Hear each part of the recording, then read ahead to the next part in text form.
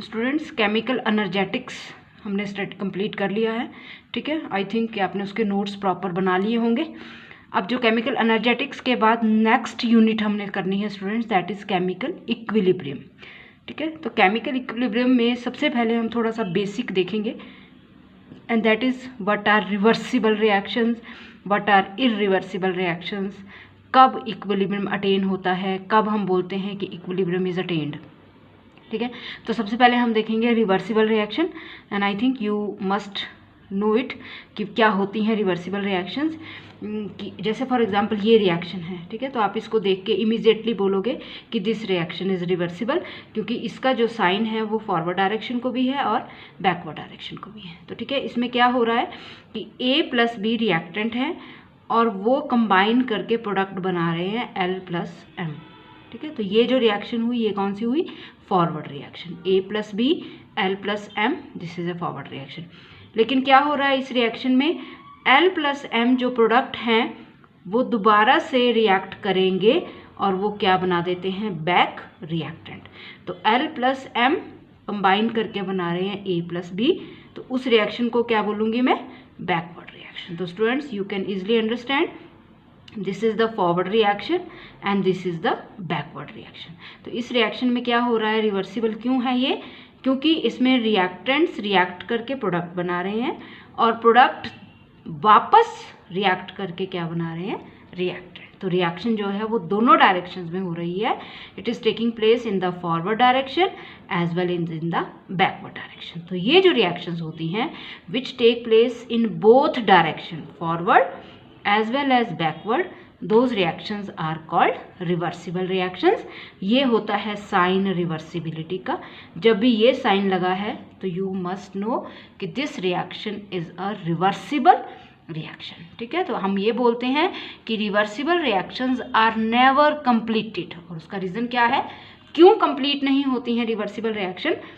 अगर reversible reaction को आप एक क्लोज्ड वेसल में कर रहे हो, कवर्ड वेसल में, तो हम ये बोलते हैं कि reversible reactions are never completed. क्यों, क्योंकि रिएक्टेंट रिएक्ट करके प्रोडक्ट बना रहे हैं, लेकिन क्योंकि रिएक्शन आपकी क्लोज्ड वेसल में हो रही है तो प्रोडक्ट बाहर तो नहीं निकल पाएंगे, तो वो क्या करेंगे, प्रोडक्ट दोबारा से क्या बना देंगे, रिएक्टेंट। तो रिएक्शन पहले फॉरवर्ड डायरेक्शन में गई और फिर वापस आई बैकवर्ड डायरेक्शन में। तो आप ये बोलोगे कि कंप्लीट नहीं हो पाती है, बल्कि दोनों डायरेक्शंस में साथ साथ चलती रहती है। वो हो गई रिवर्सिबल रिएक्शंस।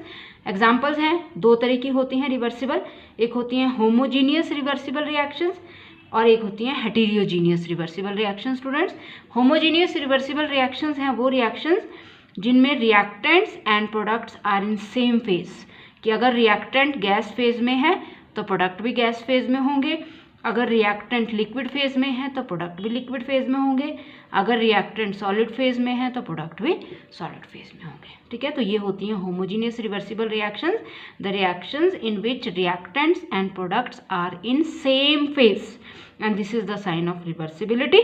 तो ये है आपकी homogeneous reversible reaction, gas gas gas. Similarly this is liquid liquid liquid liquid, ठीक है।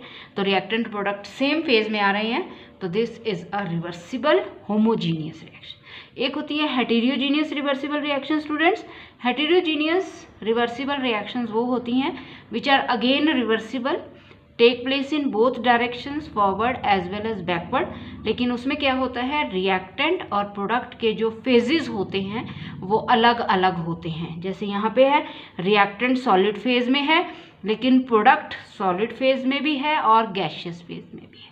तो when the reactant and products are in different phases, तो उसको बोलते हैं आप हेटेरोजीनियस रिएक्शन, क्योंकि ये दोनों डायरेक्शंस में हो रही है। तो again it is a heterogeneous reversible reaction. और नेक्स्ट है फिर आपकी इरिवर्सिबल रिएक्शन, वो आपको पता ही है। इरिवर्सिबल रिएक्शन, रिएक्टेंट रिएक्ट करके प्रोडक्ट बनाते हैं, reaction goes only in the forward direction. तो वो रिएक्शन जो सिर्फ फॉरवर्ड डायरेक्शन में हो, इस सिंबल से रिप्रेजेंट करते हैं आप उसको बोलते हैं आप इरिवर्सिबल रिएक्शन।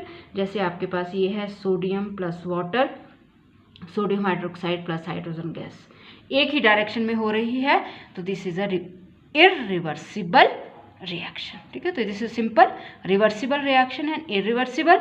रिवर्सिबिलिटी का साइन ये है और इरिवर्सिबल एक साइन से ही आएगी, सिंपल फॉरवर्ड डायरेक्शन, ये है इरिवर्सिबल। ठीक है, उसके बाद नेक्स्ट जो इसमें है इंपॉर्टेंट, जो पढ़ा भी है आपने स्टूडेंट्स पहले, the state of chemical equilibrium. कब आप बोलते हो कि किसी केमिकल रिएक्शन में इक्विलिब्रियम एस्टैब्लिश हो चुका है, तो कब बोलते हैं स्टूडेंट्स? उसके लिए हम अगेन एक रिवर्सिबल रिएक्शन लेंगे जो एक क्लोज्ड वेसल में हो रही है, A + B reversible L + M, forward as well as backward. अब स्टूडेंट्स क्या होगा, जब आपकी रिएक्शन स्टार्ट होगी तो उस टाइम क्या है आपके पास? उस टाइम हमारे पास सिर्फ हैं रिएक्टेंट्स। ठीक है, हमारे पास सिर्फ है A और B, राइट। तो हम क्या बोलेंगे कि जैसे ही रिएक्शन स्टार्ट होगी रिएक्टेंट्स की कंसंट्रेशन हाई होगी, और हम ये बोलेंगे कि क्योंकि इनिशियली रिएक्टेंट्स की कंसंट्रेशन हाई होती है तो फॉरवर्ड रिएक्शन की रेट सबसे ज़्यादा होगी। ठीक है, जैसे ही रिएक्शन स्टार्ट हुई, क्योंकि सिर्फ रिएक्टेंट्स होंगे, रिएक्टेंट की कंसंट्रेशन ज़्यादा होगी, रेट ऑफ फॉरवर्ड रिएक्शन ज़्यादा होगी। फॉरवर्ड रिएक्शन ज़्यादा होने का मतलब रिएक्टेंट्स रिएक्ट करेंगे और क्या बनेंगे? प्रोडक्ट। कौन सी डायरेक्शन में जाएगी रिएक्शन? फॉरवर्ड। लेकिन जैसे जैसे टाइम प्रोग्रेस करेगा रिएक्टेंट की कंसंट्रेशन क्या करेगी? डिक्रीज, क्योंकि वो क्या बनते जाएंगे? प्रोडक्ट।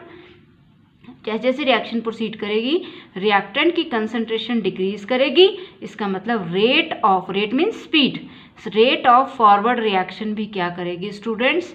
डिक्रीज। साथ साथ क्या हो रहा है, जैसे जैसे rate of forward reaction decrease करेगी, किसकी रेट बढ़ेगी? Rate of backward reaction. Initially क्या होगा? प्रोडक्ट नहीं है, इनिशियली क्या है? सिर्फ रिएक्टेंट। क्योंकि इनिशियली प्रोडक्ट नहीं है तो रेट ऑफ बैकवर्ड रिएक्शन क्या होगी?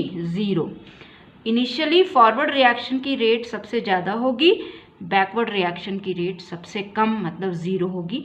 लेकिन जैसे जैसे टाइम प्रोग्रेस करेगा फॉरवर्ड रिएक्शन की रेट डिक्रीज करेगी, क्योंकि रिएक्टेंट की कंसंट्रेशन डिक्रीज कर रही है, लेकिन बैकवर्ड रिएक्शन की रेट इंक्रीज करेगी क्योंकि प्रोडक्ट की इंक्रीज कर रहे हैं कंसंट्रेशन। ठीक है, तो जैसे जैसे रिएक्टेंट की कंसंट्रेशन डिक्रीज करती जाएगी प्रोडक्ट की इंक्रीज करती जाएगी, तो फॉरवर्ड रिएक्शन की रेट डिक्रीज करेगी, बैकवर्ड रिएक्शन की रेट इंक्रीज करेगी, और एक टाइम ऐसा आएगा जब फॉरवर्ड रिएक्शन की रेट बैकवर्ड रिएक्शन की रेट के बराबर हो जाएगी। Rate of forward reaction becomes equal to rate of backward reaction. उस स्टेट को बोलते हैं आप, क्या बोलते हैं उस स्टेट को? Equilibrium state, when the rate of forward reaction becomes equal to rate of backward reaction. ठीक है, तो ये ग्राफिकली दिखाया गया है, रेट ऑफ रिएक्शन को प्लॉट किया है विद टाइम। जैसे जैसे टाइम प्रोग्रेस करता है फॉरवर्ड रिएक्शन की रेट डिक्रीज करती है, बैकवर्ड रिएक्शन की रेट इंक्रीज करती है, एक स्टेज पे दोनों बराबर हो जाती हैं, उस स्टेट को बोलते हैं इक्विलिब्रियम स्टेट। स्टूडेंट्स, अब इस स्टेट में क्या हो रहा है? इस स्टेट में एक्चुअली में ये हो रहा है कि रिएक्टेंट रिएक्ट करके प्रोडक्ट बना रहे हैं और प्रोडक्ट दोबारा से बैक क्या बना रहे हैं? रिएक्टेंट। तो बराबर बराबर चल रहा है, प्रोडक्ट भी बन रहे हैं, रिएक्टेंट भी बन रहे हैं, तो rate of forward reaction becomes equal to rate of backward reaction. ठीक है, तो इस स्टेट को बोलते हैं आप इक्विलिब्रियम स्टेट, राइट। तो आपने याद रखना है कि जब भी इक्विलिब्रियम आएगा तो जो कंसंट्रेशन हो जाती है प्रोडक्ट की और रिएक्टेंट की वो क्या हो जाती है? इक्वल। इक्विलिब्रियम स्टेट में concentration of reactant becomes equal to concentration of product, क्योंकि जितने रिएक्टेंट्स प्रोडक्ट बनाएंगे उतने ही प्रोडक्ट बैक क्या बना देंगे? रिएक्टेंट। तो कंसंट्रेशन दोनों की क्या रही? बराबर। स्टूडेंट ध्यान रखना है कि जब इक्विलिब्रियम स्टेट आती है तो नॉट ओनली कंसंट्रेशन लेकिन कई ऑब्जर्वेबल प्रॉपर्टीज जैसे कलर, प्रेशर या कई और ऑब्जर्वेबल प्रॉपर्टीज जिनको आप मेजर कर सकते हो वो क्या हो जाती हैं? Constant. They do not undergo any noticeable change.